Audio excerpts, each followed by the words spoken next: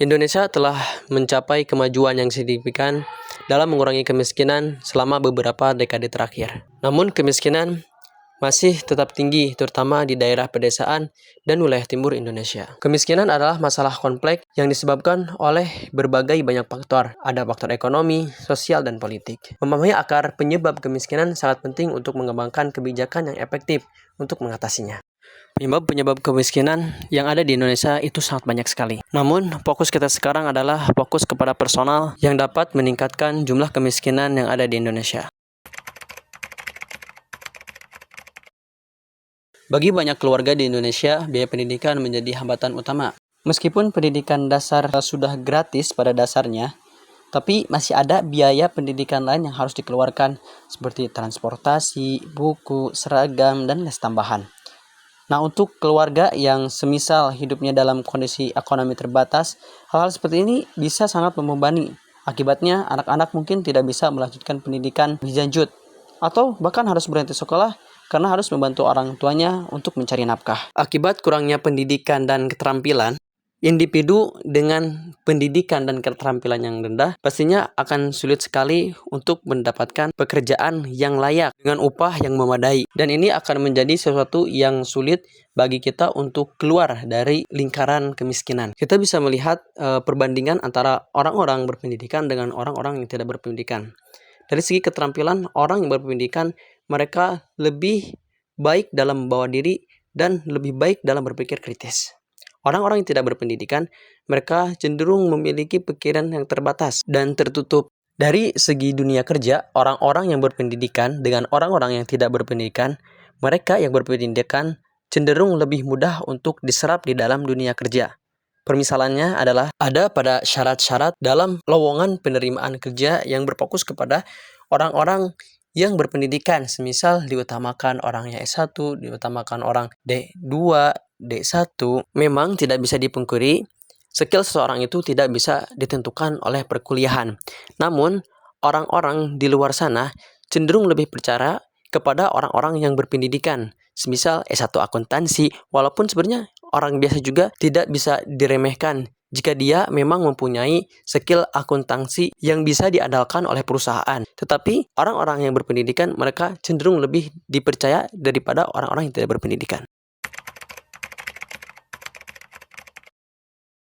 Meskipun bantuan sosial penting bagi mereka yang membutuhkan, ketergantungan yang berlebihan pada bantuan dapat menghambat kemandirian dan kemampuan untuk mencari solusi dalam jangka panjang. Permisalannya ada pada anak manja yang senantiasa selalu dimanja oleh orang tuanya. Walaupun secara fakta, banyak sekali contoh-contoh yang ada di lapangan tentang bagaimana orang-orang kita yang selalu kebergantungan kepada orang lain. Coba bro, kita lihat berapa banyak orang-orang yang selalu meminta tolong. Mulai di hal sepele kayak betulin genteng, bocor, sampai urusan gede kayak nyari kerjaan. Semuanya andalannya adalah orang lain. Bukan apa-apa, tapi kalau keterusan, kapan Indonesia bakal menjadi baju? Kita sering dengar kata, biasa aja bro, ada kenalan orang dalam kok. Atau, tenang bro, ada backingan kuat nih di belakang. Ini mentalitas yang parah. Kita jadi manja, gak percaya sama kemampuan diri sendiri. Maunya serba insan, gak mau usaha. Padahal Bung Karno dulu pernah bilang, beri aku 10 pemuda, niscaya akan kuguncangkan dunia. Artinya, kita sebagai anak muda punya potensi super gede. Jangan cuma jadi penumpang, kita harus jadi penggerak, pelopor perubah. Memang sih, membantu itu adalah sifat yang manusiawi. Tapi ingat bro, ada batasannya. Jangan sampai kita jadi budak bantuan. Kita harus mandiri, punya harga diri. Kalau ada masalah, coba kita cari solusi sendiri dulu gitu. Jangan langsung nyerah, minta tolong sama orang lain. Bro, udah ngerjain PR belum? Gua nyontek ya. Ini bukan tentang masalah hal yang sepele. Kalau lo bisa bantu, ya bantu aja. Tapi ini masalah tentang mindset. Jadi jangan bangga kalau kita itu jadi tukang minta-minta. Kita buktikan Indonesia itu bisa maju kalau kita berani mandiri. Jangan cuma ngandelin orang lain, tapi kita juga harus bisa mengandalkan kemampuan diri kita sendiri. Pada dasarnya kita itu mempunyai potensi, tetapi karena kita terlalu sering mengandalkan orang lain, maka potensi kita itu akan sulit sekali untuk muncul, bahkan untuk berkembang. Individu yang kurang inisiatif dan kreativitas cenderung sulit untuk menemukan peluang baru atau mengembangkan potensi usahanya sendiri. Dan ini akan berdampak pada ekonominya yang tidak akan terpenuhi. Lalu apa hubungannya dengan bangsa Indonesia? Oke, yang pertama gini, inisiatif itu kayak kemampuan kita untuk melihat peluang dan kita langsung bertindak. Sedangkan kreativitas itu kemampuan kita untuk menemukan ide-ide baru dan cara-cara untuk menyelesaikan masalah.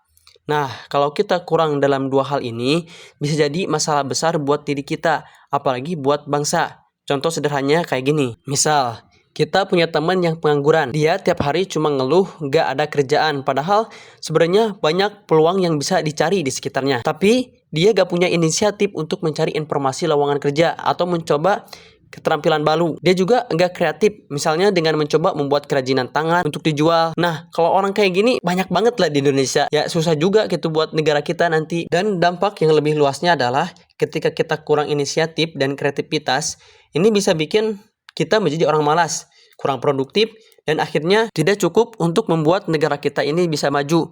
Bahkan ini akan sangat membebani, karena kemiskinan dengan negara kita akan semakin melonjak ke atas. Diakibatkan karena tidak tersedianya lapangan kerja, baik itu tidak disediakan oleh negara ataupun oleh diri kita karena tidak membuka peluang. Nasib kelas menengah di Indonesia pada tahun 2025 menjadi sorotan utama dalam Economic Outlook 2025 yang diselenggarakan oleh Badan Riset dan Inovasi Nasional atau BRIN. Dalam beberapa tahun terakhir, jumlah kelas menengah mengalami penurunan signifikan dari 57,33 juta menjadi 48,27 juta atau sekitar 18,8%. Penurunan ini berdampak langsung pada daya beli, konsumsi domestik, dan stabilitas ekonomi nasional. Adapun tantangan-tantangan kelas menengah pada di tahun 2025, yang pertama ada penurunan daya beli. Penurunan jumlah kelas menengah menyebabkan penurunan daya beli secara keseluruhan. Hal ini disebabkan oleh perubahan perilaku kelas menengah yang lebih selektif dalam membelanjakan uang mereka. Mereka cenderung menunda pembelian barang-barang yang tidak penting dan lebih fokus pada kebutuhan pokok. Tantangan kedua bagi kelas menengah pada tahun 2025 adalah perubahan perilaku konsumsi. Kelas menengah kini lebih berhati-hati dalam membelanjakan uang mereka. Mereka lebih selektif dan mempertimbangkan dengan matang sebelum mereka melakukan pembelian.